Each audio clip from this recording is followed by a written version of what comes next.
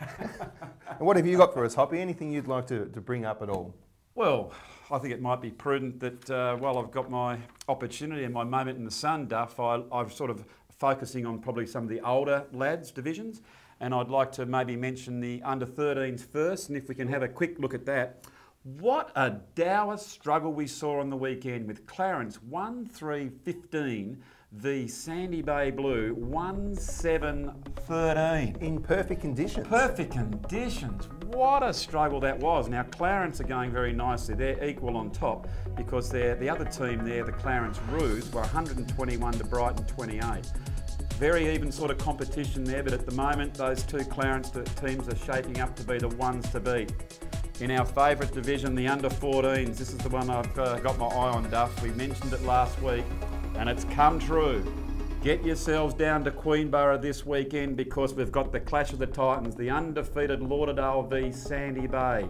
Lauderdale this week, last week, in tuning up, defeated Claremont 92-6, and Sandy Bay against last year premiers Kingborough 64-43, too good for them.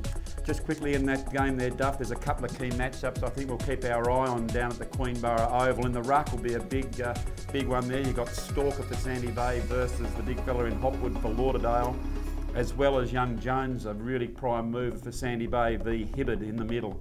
That's one of the really good clashes. And also, just quickly, the game after that, you've got the under-16 clash, the top of the table for the under-16, so that's very good. Moving on to the under-15 division, Kingborough A. There's one of our favourite teams, 157 to Sorrel 8. Well, I mean, they're going very nicely. And I noticed within there, they've got a young bloke named Josh Fox. Now, the name Fox is very well known in Tasmanian circles because we've got Graham coaching up at Hobart. There's a bloke called Wayne, who was a good full forward these days. And this is Josh, the son of Wayne, the bald man Fox. Wow. I know we can't live our lives through our fathers, and young Josh is stepping out. He kicked 5 this week, 12 the week before. Oh, is that right? Fantastic. Where is the limit with this young bloke? Go all the way, Josh. Go straight to the AFL. Keep kicking those goals. Do they call him Baldy? That's what they called his dad. I think he's got a bit of a locks on top. I think he's got plenty of hair, so maybe he's not going to be called the bald man. I know we've got to keep moving, Duff. Let's go to the under-16 division. Last week at the Lauderdale Beachside Oval, Lauderdale tuning up for their big clash, 31-17, 203 to Claremont. This is true, 0-1-1. Claremont had a go all day, Duff, but they were just too good. Young Wiggins kicked 8 goals, and Sandy Bay 144 to Kingston 37. And the last thing I'd like to mention as far as that's concerned, the state under-16s last week, they picked the final 25 to have a game against the Clarence Reserves at Bellreeve. It was really encouraging to see our youth come out on top.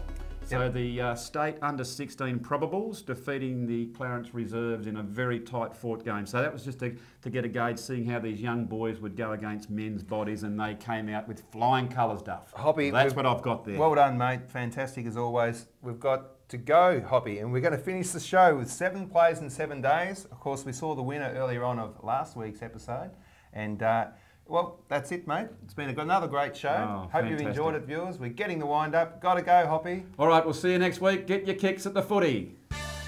Can't get enough elevation on that one.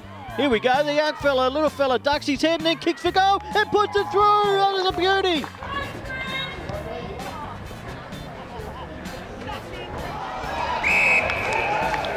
And he's going to back up, but it's a turnover once again. A lot of mistakes at the moment in this match. That is a great mark. Oh, he's giving it up to him too.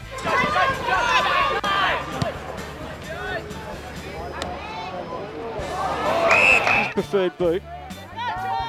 Might be a chance here again for another one. Joshua Giddis, he wants his right, gets around, opens up the angle, brings it back now, bounces off, bounces through for a goal.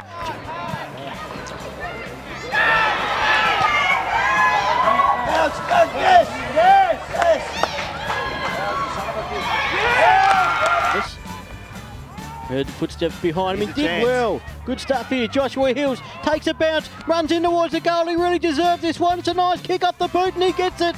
You know, if I get one on the board for Joshy Hills.